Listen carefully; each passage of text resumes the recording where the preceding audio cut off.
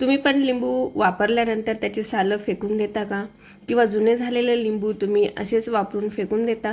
तर बिलकुल फेकू नका. आज मी तुमच्याबरोबर शेअर करणार आहे भन्नाट आयडिया ज्या तुमच्या किचनसाठी आणि तुमच्या घरासाठी खूप साऱ्या युजफुल आहेत. त्याचबरोबर ते कसे वापरायचे, कसे हे क्लिन्झर बनवायचे याचा डिटेल व्हिडिओ तुम्ही बघत राहा. चला तर व्हिडिओला स्टार्ट करू. बझी बबल्समध्ये तुम्हा सगळ्यांचं स्वागत आहे. आज मी तुमच्याबरोबर शेअर करणार आहे लिंबाच्या सालींपासून तुम्ही क्लिन्झर्स कसे बनवू शकता जे तुमच्या किचनसाठी, तुमच्या फरशीसाठी किंवा भांडे घासण्यासाठी एकदम युजफुल आहेत, ते पण घरच्या घरी बिना केमिकल. जर तुम्हाला व्हिडिओ आवडला तर चॅनलला लाईक, शेअर, सबस्क्राईब करायला बिलकुल विसरायचं नाही आणि असेच नवीन नवीन व्हिडिओ तुम्ही माझ्या चॅनलवर बघू शकता. तर चला व्हिडिओला स्टार्ट करूया. लिंबाची सालं, आपण लिंबू वापरला की त्याची सालं जी आहेत ते फेकून देतो, पण फेकू नका. हे सालं सगळे मी अशी जमा करून ठेवली आहे. त्यात काही लिंबू पण असे आहेत जे जास्त दिवस झाल्यामुळे ते लाल झालेत, खराब झालेले, तसे पण लिंबू तुम्ही वापरू शकतात. कधी कधी मोठे बदल जे आहेत ते अगदी आपल्या छोट्या छोट्या गोष्टींमधनं सुरू होतात. माझ्या घरातला हा रोजचा क्षण आहे. घरात काम करताना लिंबाचं आपलं हे लिंबाची साल हातात आली आणि विचार आला की खरंच हा कचरा आहे का, कधी ना आपण याला उपयोगी कसा आणू शकतो. तर ही लिंबाची सालं जी आहेत ती मी आता मस्तपैकी उकळून घेतली आहे. उकळून घेतल्याने काय होईल, त्याच्यामधला पल्प जो आहे किंवा त्याचा जो अर्क आहे तो पाण्यामध्ये छानपैकी येईल आणि मग आपल्याला एक बेस सोल्युशन जे आहे ते आपल्याकडे रेडी होईल. हे बघा, अशा पद्धतीने मी त्याला मस्त उकळून घेतलेलं आहे. आता त्याला आपण गाळून घेऊया. गाळून छानपैकी हे तुम्ही सोल्युशन जे आहे ते छानपैकी गाळून घ्या. थोडं स्मॅश केलं तरी चालेल.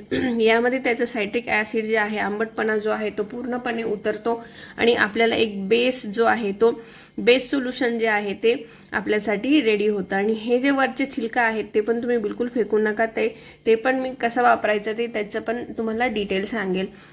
तर हा बेस जो आहे याच्यापेक्षा जास्त पाणी जे आहे माझ्याकडे अवेलेबल आहे. 2-3 वाट्या पाणी जे आहे ते मी बनवलेलं होतं. तर मग आता एक एक करून आपण याचा उपयोग बघूया. आणि जे वरचे सालं उरलेत गाळणीमध्ये त्याच्याने तुम्ही सिंक साफ करू शकता, बेसिन साफ करू शकता किंवा भांडे पण डायरेक्टली तुम्ही त्याच्याने घासू शकता. एकदम चकाचक तुमचं बेसिन म्हणा, सिंक म्हणा, एकदम क्लीन होऊन जातं. आणि हा जो पल्प आहे तोच आता आपण, हा जो रस आहे तो आता आपण कसा वापरायचा तो बघूया व्हिडिओमध्ये. आणि हा जो आपण स्वच्छतेची इतकी वर्षासाठी आपण रसायने वापरतो, वेगवेगळे केमिकल्स वापरतो, पण आपल्या आजींकडे त्यांच्याकडे कधीच ही सगळ्या गोष्टी नव्हत्या. तर ते कसं वापरत असतील, तर चला नंबर वन म्हणजे देवासाठी आपण हे कसं वापरू शकतो. देवासाठी सगळ्यांनाच माहिती असेल की लिंबू आपण मोस्टली तांब्या पितळाच्या भांड्यांसाठी वापरतोच. तर हे बेस सोल्युशन मी घेतलं आहे आणि त्याच्यामध्ये आपण टाकणार थोडीशी हळद, थोडंसं मीठ. बस आपलं सोल्युशन जे आहे ते रेडी झालं. मग तुम्ही हे याला छोट्याशा बाटलीत किंवा डबीमध्ये भरून ठेवा आणि आपण याला दररोज जेव्हा देवाचे भांडे, तांब्या पितळाचे भांडे वापरायचे आहेत, दिवा, ताट, तांब्या, तामान या सगळ्या गोष्टींसाठी आपण हे जे मिक्सचर आहे ते वापरू शकतो. अगदी म्हणजे 5 ते 10 मिनिटामध्ये तुमचे सगळे भांडे जे आहेत ते साफ होऊन जातात. आणि मेन म्हणजे आपण पितांबरी किंवा दुसऱ्या सिमिलर गोष्टी ज्यावेळेस वापरतो त्यावेळेस आपले हात काळे होतात किंवा हाताला आपल्याला चरचर होतं. बऱ्याच जणांना त्याची ॲलर्जी पण असते, पण ह्या गोष्टींनी बिलकुल तुमचे हात खराब होणार नाही. आणि देवासाठीचा जो पवित्रपणा आहे तो पवित्रता पण आपण जपून ठेवू शकतो. तर हे नक्की तुम्ही एका छोट्याशा बाटलीत भरून ठेवा. बरेचदा काय होतं की एन्व्हायरमेंटमुळे, पाण्यामुळे हे भांडी जे आहेत ते लगेचच काळे पडतात आणि बरेचदा आपण त्याला दररोज घासतो. तर दररोज घासताना ज्या पण वेळेस तुम्ही घासाल तर ही जी लिक्विड आहे तुमचं पेस्ट बनवलेली आहे तिचा वापर करा.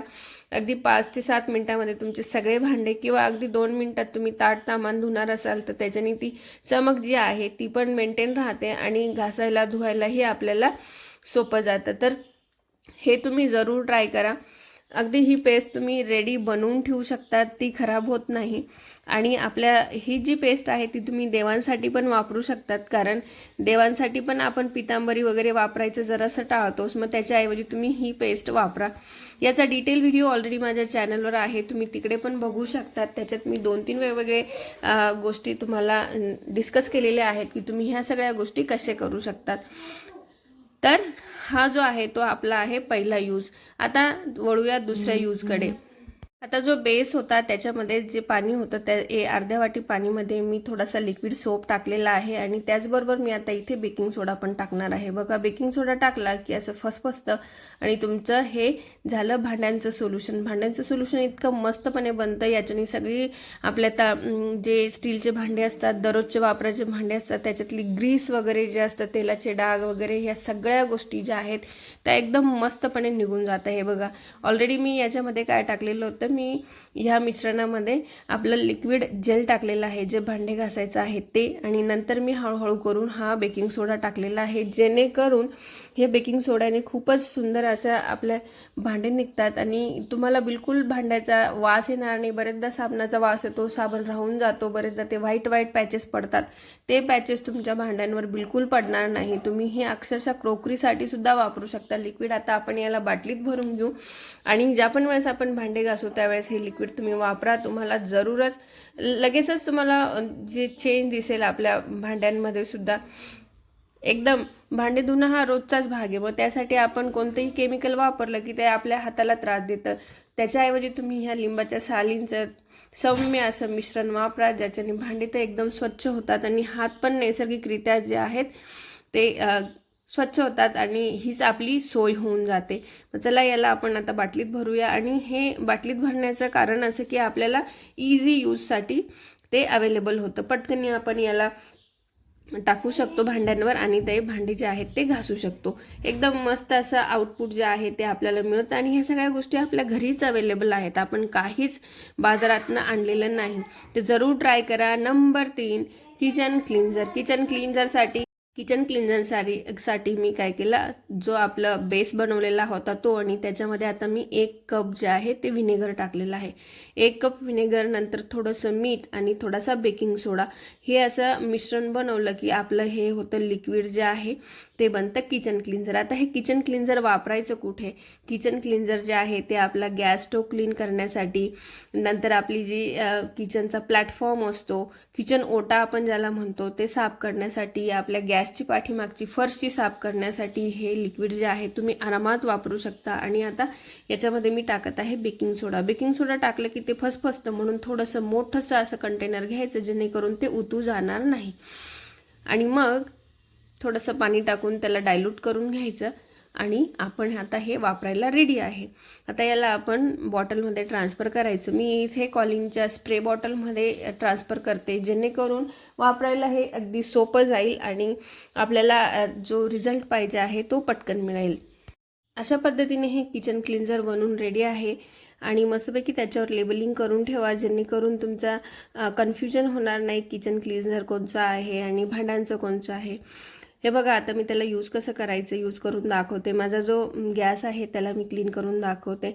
एकदम सगळे जे चिगट डाग असतात किंवा आपला गॅस जो खराब झालेला असतो तो पण एकदम पटकन जस्ट मी स्प्रे केला आणि स्प्रे करून पोछाने त्याला काय केलं, पुसून घेतलं. तरीसुद्धा तुम्ही बघू शकता हाफ पोर्शन इकडचा मी पुसलेला आहे आणि हा दुसरा हाफ पोर्शन जो आहे तो मी आता पुसत आहे. एकदम क्लीन आणि चकाचक असं आपला किचन काउंटर होऊन जातं. त्याचबरोबर तुम्ही किचनचा जो प्लॅटफॉर्म आहे, किचन ओटा आहे, त्यासाठी पण हे पटकनी यूज करू शकतात. आणि याच्याने काय होतं, मेन म्हणजे जे केमिकल्स असतात, आपण किचन ओट्यावर खूपदा कापणं काढणं ह्या गोष्टी करत असतो, तर त्याच्यासाठी आपण केमिकल्स यूज करू शकत नाही, कारण कोणत्या फॉर्ममध्ये ते आपल्या पोटात जातील याचा आपल्याला भरोसा नाही. म्हणून त्याच्याऐवजी तुम्ही हे नॅचरल क्लिन्झर यूज करा, जे की हातांसाठी पण चांगलं आहे, त्याचबरोबर आपल्या किचनसाठीही खूपच चांगलं आहे.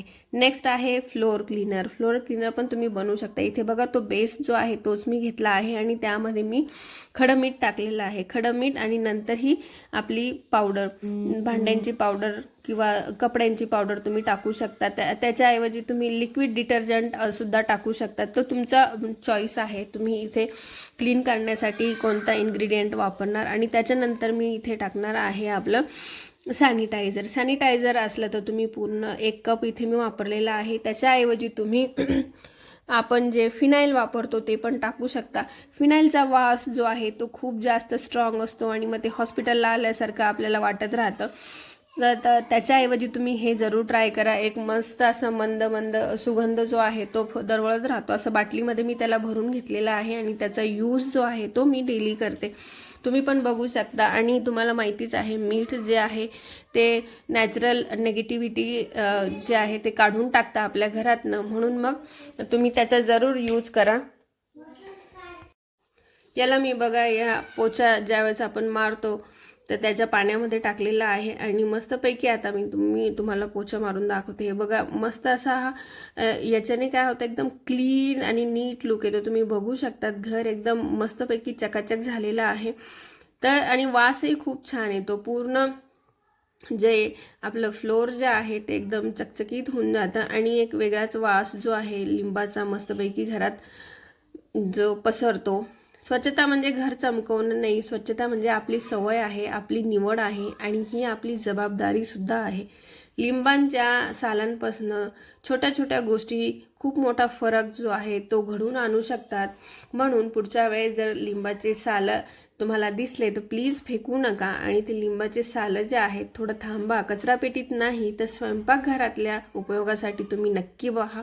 जर ही गोष्ट तुमच्यासाठी मिळती-जुळती असेल, तुम्ही माझ्यासारखे इको फ्रेंडली आणि DIY home cleaning, home organisation जे फॅन असाल तर तुम्ही लाईक करा, कमेंटमध्ये तुमचा अनुभव सांगा. अशाच साध्या DIY गोष्टींसाठी चॅनलच्या सोबत राहा. चॅनलला लाईक, शेअर, सबस्क्राईब करायला बिलकुल विसरू नका. अशाच नवीन नवीन गोष्टी मी तुमच्याबरोबर शेअर करत राहते ज्या की डेली यूजसाठी कामाला येतील आणि ज्या बजेट